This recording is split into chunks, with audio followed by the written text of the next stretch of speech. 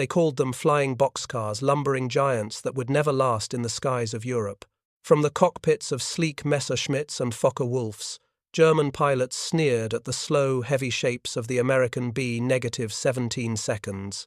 Against the speed of a fighter and the punch of 20mm cannons, how could a bomber crawling along at barely 200 miles per hour survive? To the Luftwaffe, it seemed almost laughable until the first bursts of heavy 50-caliber fire tore through the sky. At 25,000 feet in the frozen thin air, those bombers revealed their true nature, not fragile cargo trucks but fortresses of steel. A B-17 did not fly alone.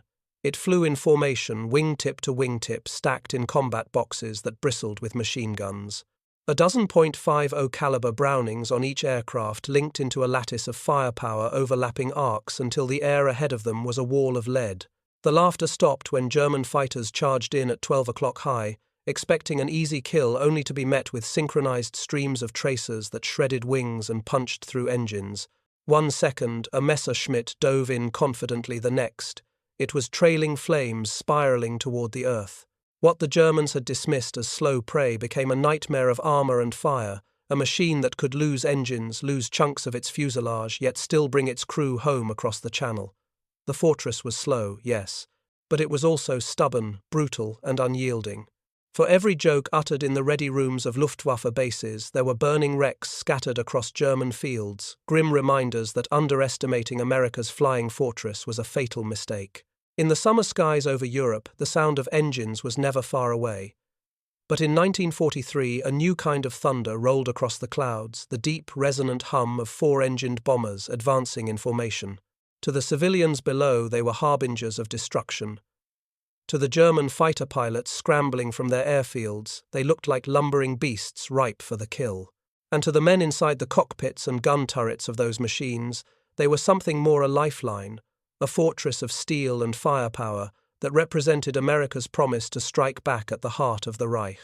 The Boeing B-17 flying fortress did not earn its name by chance. Even before America entered the war, Army Air Corps strategists dreamed of a bomber tough enough to fly deep into enemy territory without fighter escort bristling with enough guns to defend itself. It was the embodiment of the doctrine of precision daylight, bombing a belief that wars could be won by smashing an enemy's factories, oil plants, and transportation hubs with carefully aimed strikes. Unlike the Royal Air Force, which had shifted to night raids after suffering catastrophic losses in daylight, the Americans insisted on daylight operations. They trusted their Norden bombsight, their disciplined formations, and above all, the resilience of their bombers. A B-17 crew numbered 10 men, 2 pilots, a navigator, a bombardier, a radio operator, and 5 gunners stationed in top tail ball and waist positions. Each aircraft could carry up to 13 heavy, 50-caliber Browning machine guns, spewing streams of bullets at a rate of nearly 1,200 rounds per minute per pair. Their job was simple in theory but terrifying in practice, turning an ungainly bomber into a hedgehog, bristling with spines, daring fighters to come too close. Armor plating shielded the pilots' seats, the control cables, and the vital oxygen systems. Self-sealing fuel tanks swelled shut when punctured smothering flames that would have doomed lesser planes. Redundancy was everywhere, dual hydraulic systems, backup controls, and enough lift in those broad wings to keep flying even with 1 or 2 engines dead. A fortress could come home missing half a tail, a third of a wing, or entire holes punched through its fuselage. Again and again crews would return, with their aircraft riddled by cannon shells and flak bursts, only to land safely on English runways, stagger out and kiss the ground in relief. But to the Luftwaffe of 1942 and early 1943, these supposed fortresses still looked like fat, slow targets. The German fighter arm was battle-hardened, its aces, veterans of the Battle of Britain and the Eastern Front. They had learned to shred British bombers at night and swatted down Soviet aircraft by the hundreds. Facing a formation of B-17s, they expected no different. From their perspective, the fortress lumbered along at just 180 to 200 miles per hour, half the speed of a diving fighter. Against cannons firing explosive 20mm and even 30mm shells, the American guns seemed underpowered. German tactics developed quickly. The most common was the dreaded 12 o'clock high attack, charging head-on, firing cannons in a single devastating pass, then rolling away before the gunners could track them. Others preferred to dive from above, crossing the formation at oblique angles, or to swarm from behind in coordinated packs. Specialized units even mounted rocket tubes, launching 21 centimeters missiles into the dense bomber boxes to scatter them before moving in with guns. At first, these attacks seemed effective. Early models of the B-17, especially the F variant, lacked the forward-facing chin turret. Nose defenses were weak, leaving the bombardier and navigator vulnerable to frontal assault. Crews in 1942 and early 1943 missions reported with horror how waves of Messerschmitt Bf 109 seconds and Focke-Wulf 190 seconds dove straight at them, spitting cannon shells that ripped through plexiglass noses and sent bombers tumbling in flames. Losses mounted in operations against heavily defended targets like Bremen-Kiel and the twin raids on Regensburg and Schweinfurt. On some missions, entire groups lost a third of their aircraft. The air over Germany became littered with parachutes, black flak bursts, and the smoking remains of downed fortresses. Luftwaffe pilots laughed openly at the idea that these machines could survive long enough to cripple German industry. To them, America's strategy looked naive, even suicidal. Yet beneath that confidence lay cracks. Every German pilot who survived those early clashes admitted privately how unnerving it was to press into the overlapping fire of dozens of 50 calibers. The combat box formation, 3 squadrons stacked high, low, and led, flying so close that wings nearly overlapped, transformed a dozen bombers into a single lethal organism.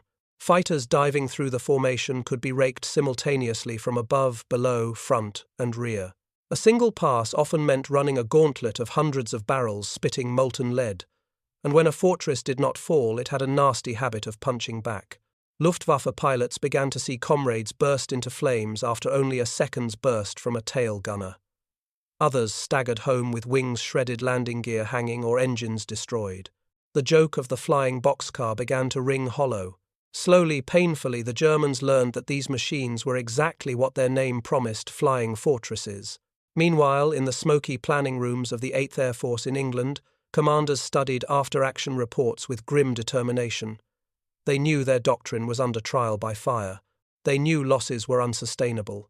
But they also saw glimpses of potential formations that punched through to their targets despite ferocious resistance bombers that staggered back across the channel, despite damage that would have obliterated any other aircraft. Adjustments were made, adding the chin turret on the B-17 grams to seal the vulnerable nose, refining the combat box to close defensive gaps, drilling crews to never break formation under fire. Every improvement carried a cost in blood, but every mission also carried a message: America would not be deterred. The fortress in the sky would keep coming mission after mission, until German cities, factories, and airfields felt the weight of American industry raining down upon them. For the men of the Luftwaffe, laughter was beginning to give way to doubt, and for the crews inside the fortresses, the war was only getting more intense. The stage was set for the brutal battles of 1943 and 1944, when the true power of the flying fortress would finally be revealed. By 1943, the American gamble was being tested in fire and blood. The 8th Air Force, operating from bases scattered across England, had grown into a formidable striking arm. Every morning, entire villages would rumble awake to the sound of Wright Cyclone engines throttling up as B-17 seconds began their long climb to altitude. From the ground, the sight was majestic, endless lines of silver bombers stretching from horizon to horizon. From the cockpits of German fighters, it was terrifying and tempting, all at once a slow-moving armada daring them to attack. One of the first lessons learned in this year was that arrogance came at a deadly price. In missions over Bremen-Kiel and the heavily defended submarine yards along the North Sea, the Luftwaffe threw everything it had at the incoming bombers. Messerschmitt Bf 109 seconds screamed in from 12 o'clock high, their 20mm cannons spitting streams of shells designed to rip wings from fuselages. Focke-Wulf 190 seconds attacked from below and behind, using sheer speed to slice through formations before banking away. German pilots still mocked the bombers as flying porcupines, but now with a nervous laugh because every pass carried a greater risk of never returning. The Americans flew in combat boxes, tight, three-dimensional formations where each bomber's guns overlapped with its neighbors. This was not mere discipline, it was survival. The box formation transformed a collection of aircraft into a fortress wall of steel and fire. A German pilot diving into such a formation faced not one bomber but the concentrated fire of dozens of machine guns. A chin turret might light up his approach, followed by streams from top and waist gunners, and finally the deadly accuracy of a tail gunner tracking him out of the formation. It was in the summer of 1943, during missions deep into Germany, that Luftwaffe pilots began to feel the weight of this doctrine. During one raid against Kiel, several Focke-Wulf 192nd dove into a formation head-on, expecting to scatter it. Instead, within seconds, tracers from overlapping guns turned the sky into a cage of fire. One German fighter disintegrated in mid-air, its wing torn away. Another trailing smoke cartwheeled downward before exploding in the fields below. Crews inside the B-17s cheered, but their celebrations were muted. The Luftwaffe attacks never came alone. Wave after wave, the Germans hurled themselves at the bombers. Specialized units known as Sturmgruppen modified their aircraft with extra armor plates and heavy cannons, intending to close in and smash apart the American formations. These armored Foucault 192nd bore down on the bombers, shrugging off 50 caliber hits that would have destroyed lighter fighters. For a moment it seemed the Luftwaffe had found its answer. Yet even these heavily protected aircraft were not invincible. Caught in overlapping fields of fire, many simply burst into flames before reaching their targets. The cost, however, was steep. During the infamous Schweinfurt-Regensburg raids of August and October 1943, the fortresses pushed deep into Germany without sufficient escort. The Luftwaffe descended upon them with fury, ripping through formations and sending dozens of bombers crashing into fields and forests. Entire groups suffered catastrophic losses. On one mission, more than 60 of 291 bombers failed to return. For the crews, the sky over Germany became a nightmare of black flak bursts and snarling fighters. Each mission tested their courage. Each return counted as a miracle. Yet amid the carnage, something remarkable became clear. Despite losses that would break the back of other air forces, the 8th Air Force kept flying. Crews clung to their doctrine: never break formation, trust the guns, trust the fortress. And slowly German confidence began to crack. Luftwaffe pilots reported back with disbelief. We fired into them again and again, yet they kept coming. Even when hit, they would not fall.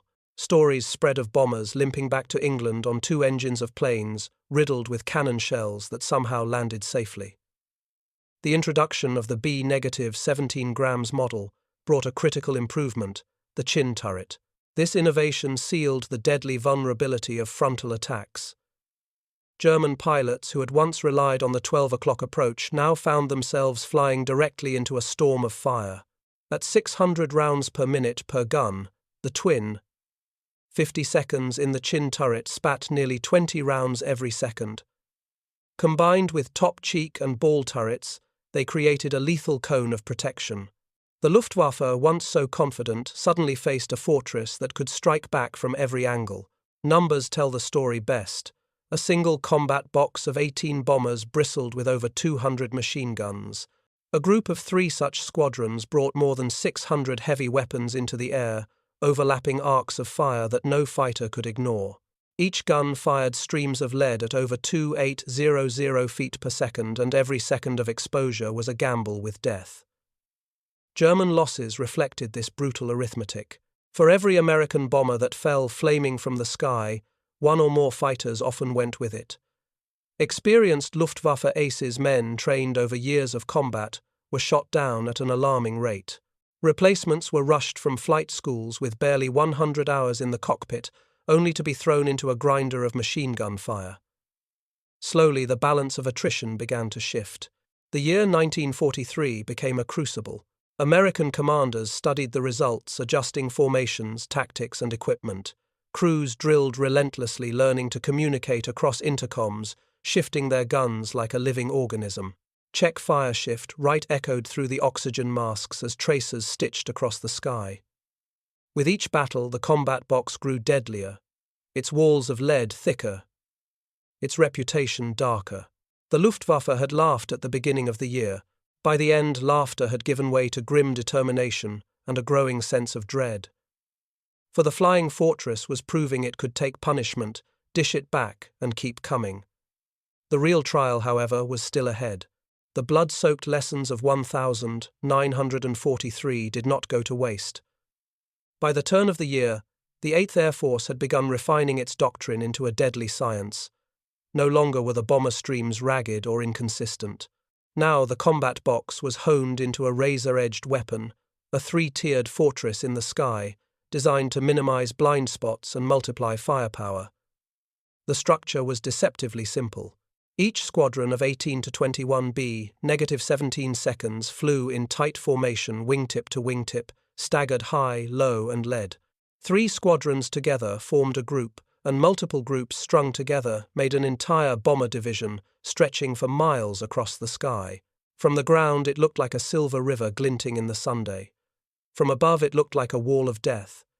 Every turret and gunner had overlapping arcs, ensuring that no angle remained undefended.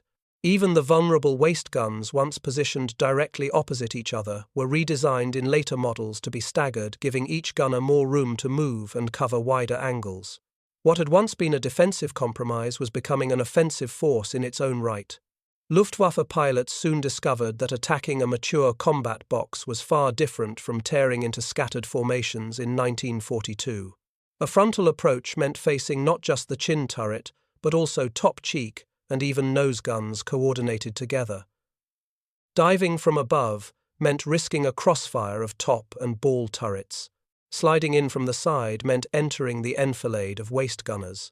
And a tail chase, the traditional favorite of fighter pilots, was nothing short of suicide against the interlocking stings of tail ball and waist gunners. The volume of fire was staggering. A single B-17 with up to 13.50 caliber Brownings could unleash nearly 7,000 rounds per minute. Multiply that by a squadron, and the number climbed into the hundreds of thousands of rounds in the space of an hour's mission. Multiply it by a full division, and the Luftwaffe faced what was effectively an airborne fortress bristling with more firepower than many ground divisions carried. No wonder German pilots described the experience as flying into a wall of lead. But doctrine alone was not enough. The crews themselves had to absorb the brutal reality of what it meant to hold formation. New replacements arrived every week. Young men barely out of training, faces pale beneath their oxygen masks as they climbed into their first mission. The temptation to break formation to swerve away from an incoming attack was overwhelming. Yet those who broke were often destroyed within moments, picked off by circling fighters. It became a mantra drilled into every crew: stay in formation or you die. This discipline paid dividends. During the missions of late 1943 strikes against ball-bearing plants in Schweinfurt aircraft factories in Regensburg and naval yards in Bremen, stories began to circulate of bombers that should have been lost but somehow clawed their way home. One fortress landed in England with its nose completely gone, the bombardier and navigator dead, yet the pilot managed to coax it down. Another limped across the channel with only 2 engines running, and a third feathered, dragging a wingtip dangerously close to the sea, but still made it to the runway. German intelligence officers were stunned at the growing number of damaged bombers returning.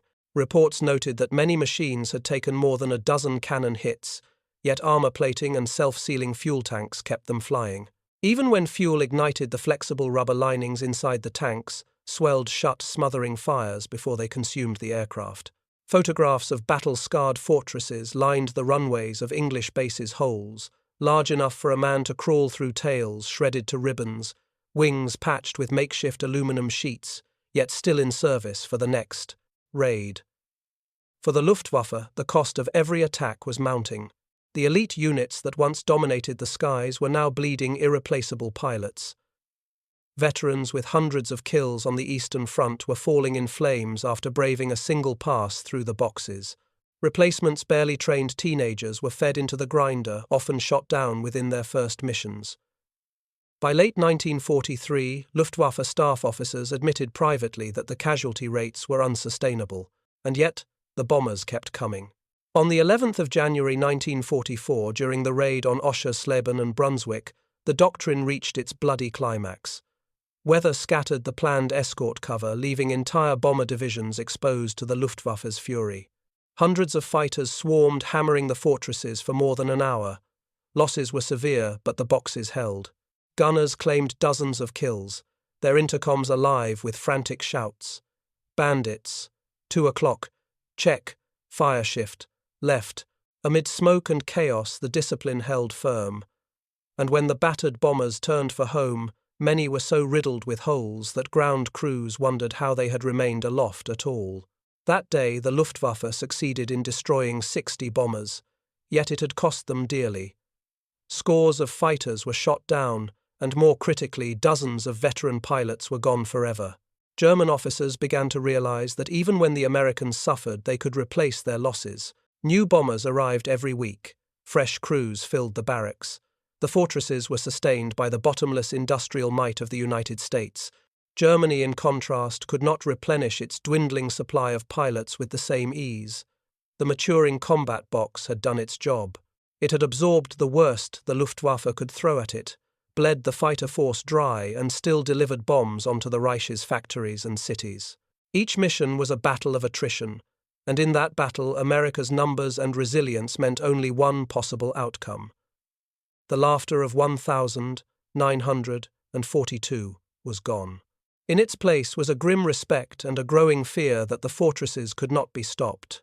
The winter of 1944 was brutal in Europe, not only on the ground where soldiers slogged through snow and mud, but also in the skies above. By January, the American daylight bombing campaign was in full swing, striking deeper and deeper into the heart of the Reich. Yet on one infamous day, the 11th of January 1944, the doctrine of the Flying Fortress faced perhaps its greatest test. The target was Oschersleben, a critical center of German aircraft production. The Americans aimed to cripple the factories that were spitting out Focke-Wulf 190 fighters, the very machines that had been tearing into the bombers for months. The Luftwaffe could not allow this, and fate conspired to give them their chance. The morning began with frustration. Weather across much of England was thick with fog and low clouds, delaying takeoffs and scattering formations. Fighter escorts, so desperately needed by now, were hampered by poor visibility and limited range. Many P-47 seconds and P-38 seconds designed for shorter distances were forced to turn back early. By the time the B-17 seconds pushed into central Germany, they were alone, naked in hostile skies. Above them, the blue heavens were clear. Ahead of them, the Luftwaffe was waiting. At first, the American crews thought the day might pass without major incident. But as the clock ticked toward noon, radar screens and spotters confirmed what they feared: hundreds of German fighters were massing. Out of the pale sky came wave after wave of Messerschmitt Bf 109 seconds and Focke-Wulf 190 seconds, climbing fast to intercept. Entire gruppen of fighters, coordinated and disciplined, hurled themselves toward the combat boxes. The men in the fortresses tightened their masks, checked their guns, and braced themselves. They knew what was coming. Bandits, 12 o'clock high, the call crackled over intercoms. Gunners swung their turrets, gripping frozen handles, eyes squinting through frosted glass. The first attack came head-on. Dozens of fighters in line, cannons blazing. Shells slammed into the leading fortresses, punching holes in noses, shattering plexiglass, wounding or killing bombardiers in their seats. But the chin turrets roared to life, followed by cheek guns, top turrets, and even the deadly ball turrets that tracked upward. Streams of tracers crossed the sky like fiery threads, and suddenly German planes were bursting into flames. One Focke-Wulf spun out of control, its pilot bailing too late. Another broke apart in mid-air, its wings torn clean off. Yet the Germans kept coming. No sooner had one wave withdrawn than another sliced in from the flanks. Rockets whooshed past, exploding between bombers, shaking them violently. Flak from the ground below joined in, peppering the formations with bursts of black smoke. Crews were fighting on all sides, left, right above, below. Oxygen masks iced over guns, jammed, and intercom wires snapped under the strain. Still, the bombers held formation. To break was to die. In the tail positions, gunners sweated as lines of Bf-109s dove in from behind. Check fire shift right echoed through radios. Machine guns hammered back thousands of rounds per minute, filling the air. One gunner later swore he saw 3 German fighters fall in less than a minute, each erupting in flames as if struck by invisible fists. Whether his claims were exact or not, the effect was undeniable. The tail arcs of the combat boxes were reaping a deadly toll. The battle raged for nearly an hour. Fortresses staggered under hits, smoke trailing from engines, but astonishingly many refused to fall. One B-17 lost its entire nose, yet the pilots kept her level. Another had a wing riddled with holes, fuel gushing out, but self-sealing tanks swelled shut and kept her alive. Crews patched oxygen lines, mid-flight dragged wounded comrades from shattered gun positions and kept firing. The Luftwaffe hurled everything it had, but the bombers did not collapse. Oschersleben itself was pounded by tons of high explosives. Factories erupted in fireballs, machinery twisted into scrap, production lines halted, but the cost was staggering. Out of the 650 bombers dispatched, nearly 60 failed to return their crews killed or captured. German losses, however, were equally severe. Dozens of fighters were destroyed, and more importantly, irreplaceable veteran pilots were gone forever. What stunned the Germans most was not that they had inflicted heavy losses, but that so many fortresses had survived. Photographs taken after the mission showed aircraft riddled with holes the size of fists, tails half torn away, fuselages shredded, and yet they had limped home across the channel. For Luftwaffe ground crews watching their comrades fail to return, the realization was grim. The fortress wall could not be broken without unacceptable sacrifice. The day became legend among bomber crews. Survivors spoke of seeing the sky filled with smoke and fire, of hearing constant chatter of machine guns, until barrels overheated, of watching enemy fighters fall one after another, while their own aircraft staggered on. One tail gunner recalled, "I thought we'd all be dead, but the fortress just kept flying." For the Luftwaffe, the 11th of January 1944 marked a turning point. The laughing confidence of 1942 was long gone. Now there was only grim determination and a dawning fear that no matter how many fighters they threw into the fray, the Americans would keep coming. The fortresses had proven their name beyond doubt. They were not prey. They were predators of a different kind, predators of endurance, attrition, and industrial might. The day Oschersleben burned was the day the Luftwaffe learned a hard truth. The flying fortress could be bloodied, battered, and torn, but it would not be broken. When the smoke cleared after Oschersleben, the air war over Europe had entered a new phase. For the Luftwaffe, the losses were no longer just numbers. They were the very backbone of their fighter arm. Dozens of their best men had been incinerated or captured, and even more aircraft had been ripped from the skies. Yes, the Americans had paid dearly, but the difference lay in what happened the next morning. While German hangars stood half empty and flight schools struggled to turn out green recruits, fresh waves of B-17s rolled onto English runways, fueled, armed, and crewed by new faces. America's industrial might was inexhaustible, and its determination unshaken. This was the cruel arithmetic of attrition that Germany could never win. Every fortress that went down could be replaced by another fresh from Boeing's production lines in Seattle or Douglas's factories in California. America built more than 12700 B-17s during the war. Compare that to the Luftwaffe's dwindling supply of fighters. Germany simply could not keep pace. The once proud squadrons that had laughed at the flying boxcars were now flying with boys barely out of their teens, pilots with less than 100 hours of training. Against the disciplined gunners of the fortresses, their life expectancy was measured in weeks, sometimes days. The strategic effect was profound. Precision daylight bombing, once ridiculed by skeptics, was proving its worth. Ball-bearing plants in Schweinfurt, aircraft factories in Regensburg, and oil refineries across the Reich were ground to rubble. By early 1944, the Luftwaffe was being stretched thin, forced to defend not only Germany itself but also occupied France, the Low Countries, and even Italy. The bomber streams struck everywhere at once, creating a whirlwind of destruction that even the most efficient German war planners could not counter. Then came Big Week, the 20th of February, 251944. In a series of relentless raids, the 8th Air Force, joined by the 15th Air Force from Italy, smashed German aircraft production centers with wave after wave of fortresses and liberators. For 6 days, the skies were filled with contrails, black flak bursts, and burning wrecks. German factories were crippled, but more devastating was the toll on the fighter arm. Hundreds of German fighters were destroyed, and the Luftwaffe's cadre of experienced aces was cut to ribbons. After Big Week, Germany would never regain the initiative in the air. The arrival of the P-51 Mustang sealed the fate of the Luftwaffe. With its long range and deadly performance, the Mustang could escort the bombers all the way to Berlin and back. The days of unescorted fortresses, braving the skies alone, were ending. Now swarms of Mustangs roamed above and around the bomber streams, pouncing on any German fighter that dared to approach. The fortress, once mocked as a slow, defenseless beast, was now the centerpiece of a combined strategy that brought the Luftwaffe to its knees. And yet, even with escorts, the legend of the flying fortress endured. It was not just about the bombs they dropped or the missions they flew, it was about survival resilience and the morale they represented.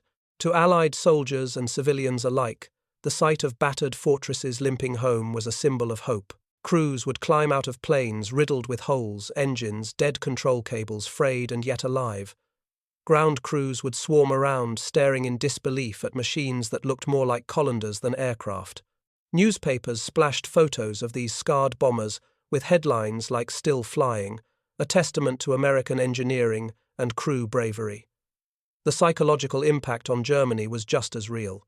Civilians in cities like Hamburg, Berlin, and Frankfurt watched the silver rivers of bombers stretching across the sky and knew that no wall, no propaganda, no promise of victory could stop the tide. Factories lay in ruins, transportation, networks collapsed, and morale plummeted. For fighter pilots, the once invincible aura of the Luftwaffe dissolved as mission after mission ended in fire and loss. The B-17 earned its place not just in statistics but in memory. More than 6,400,000 tons of bombs were dropped by fortresses on Europe. Entire campaigns, from the destruction of Germany's aircraft industry to the systematic choking of its oil supply, were made possible by the relentless persistence of these machines. And crucially, they paved the way for D-Day. Without air supremacy, the invasion of Normandy would have been a massacre. It was the relentless pounding of the Reich defences by bombers like the B-17 that ensured German fighters were scarce and scattered on the 6th of June 1944. In hindsight, the laughter of the Luftwaffe in 1942 seems almost tragic. They had underestimated not just a machine but an entire nation's resolve and capacity for war. The flying fortress was never about speed or elegance. It was about endurance, firepower, and the cold calculation that America could sustain losses no enemy could match. By 1945, when the war finally ended, the skies over Europe were dominated by Allied aircraft. The Luftwaffe, once the terror of Europe, had been shattered. Its veterans were dead or captured, its planes grounded for lack of fuel or pilots. The fortresses, meanwhile, lined runways across England, some retired, some still patched and scarred but victorious. For the men who flew them, the fortress was more than an aircraft. It was a brotherhood, a lifeline, a shield. They remembered the thunder of the engines, the sting of freezing air at 25,000 feet, the chatter of machine guns, and the sight of enemy fighters breaking apart under their fire. They remembered the fear, the losses, the empty bunks back at base, but also the pride of bringing their battered ship home. And for the world, the flying fortress became a symbol of American might. It proved that sheer industrial power combined with bravery and determination could break even the most fearsome of enemies. The laughter had long since faded into silence, replaced by the roar of victory.